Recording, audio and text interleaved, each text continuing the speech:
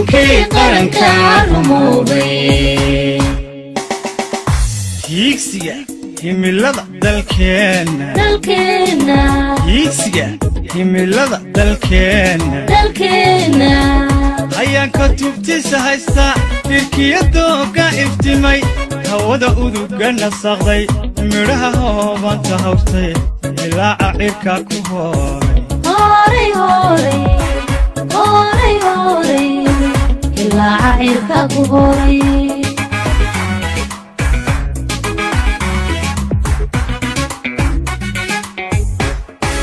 hiigsiga himilada dalkeena hiigsiga himilada dalkeena ayaan ka tubtisa haysta tirkiyadooga iftimay hawada uduga nasaqay midhaha hoobanta hortay ilaaca cirka ku hooray ilaaca cirka ku hooray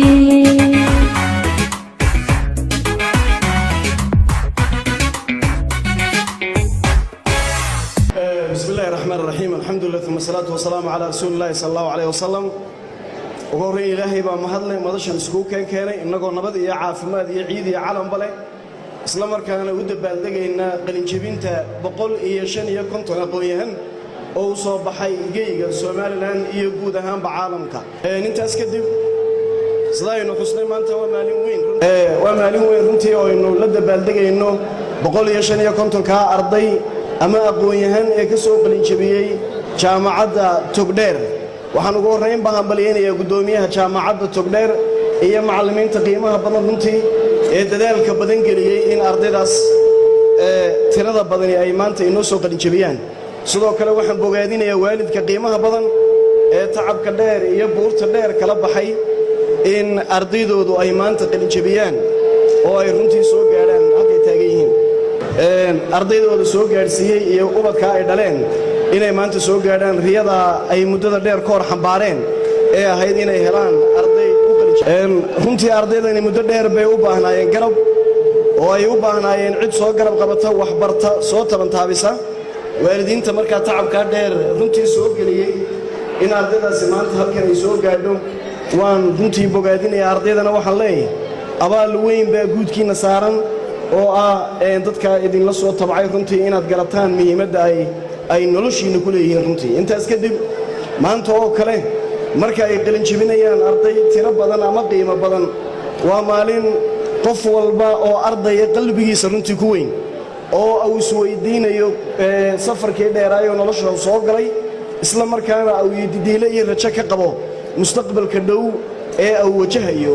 runtii waa maalin mudan in la soo garab istaago isla markaana loogu bishaareeyo in uu ka dhashay oo u dhashay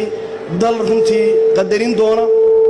aqoonta ay barteenna qiimo badan siin doona isla markaana fursado shaqo iyo fursado maalgelineed hal-abuurkoogaba siin doonaan 155 arday halkan maanta ka baxaya iyo guud ahaanba ardayda ka qalinjabinaysa Soomaaliland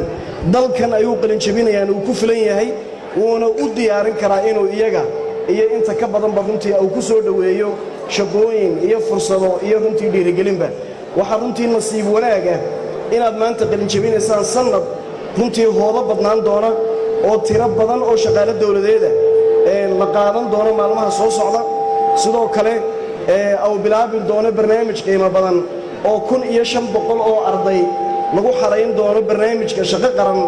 oo marka ay shaqadaas soo dhameystaan dawladdu dusha saaran doonto in iyadu hawl abuurto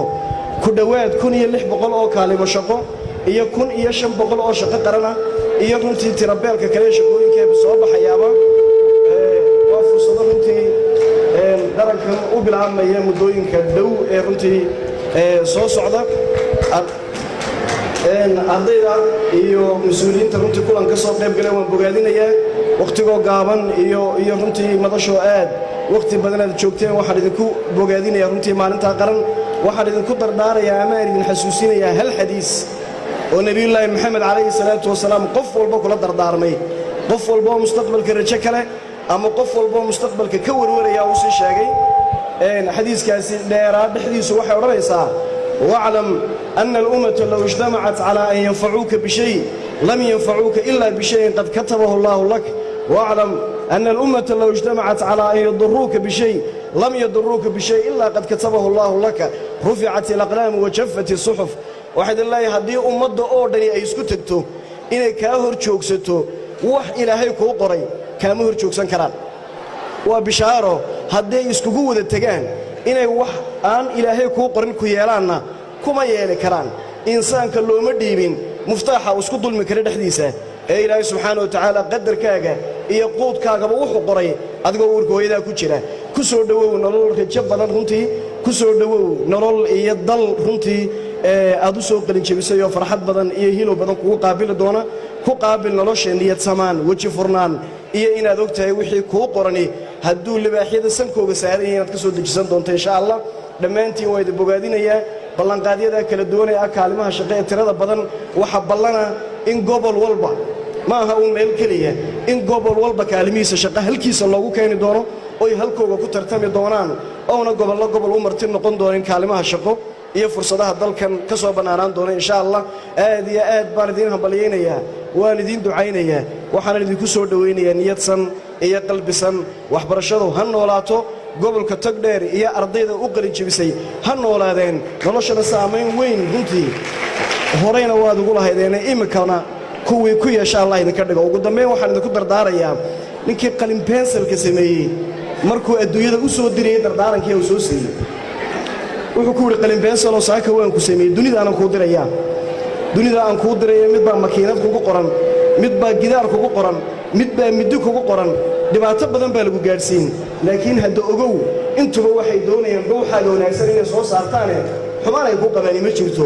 idinku nolosha markaad gelaysaan mar baad ku fidoontaa mar baad dhibaatoon doontaa adkayso waayo gudahaaga waxa ku jira aqoon adkaysi iyo karti lagu soo qalabeeyay ee hore u soo soco dardaaranka labaad uu siiyay wuxuu ku yiri qalino wax walba oo qurux badnaato afkaagu qurux badan yahay haddana haddaad dhulka ku dhacdo waa jabtaa laakiin ogow gudahaaga waxa ku diyaariyay haddii mar labaad lagu qorto inaad in kale qurux badan dhuuxa mar labaad soo saari karto idinku haddaad mar kuftaan ama aad mar fursad weydo hadda ogow in ka badan baa nolosha dambaysa oo fursado dheer baa nolosha kugu sugaya hore u soo soco ugu dambeyn wuxuu ku yiri qalin pencilo haddaad qaldanto oo wax qaldan qorto halkaaga dambe waxa ku sameeyay masaxaad oo waxa lagu talagalay qaladkaaga inaad isla adiga u masaxato haddii aad qaldanto nolosha adigoo meel dheer ka gaadhay ood maalin qaldanto hadda ogow isla adiga u baasaxan kara oo xaggaaga dambe iyo gudahaaga waxa ku diyaarsan inaad adigu mar labaad hore u socon karto hambaliyo hore u soo socda guulaysta oo nolosha saameyn iyo raad ku yeesha. Assalaamu calaykum waraxmatullaahi wa barakaatuh.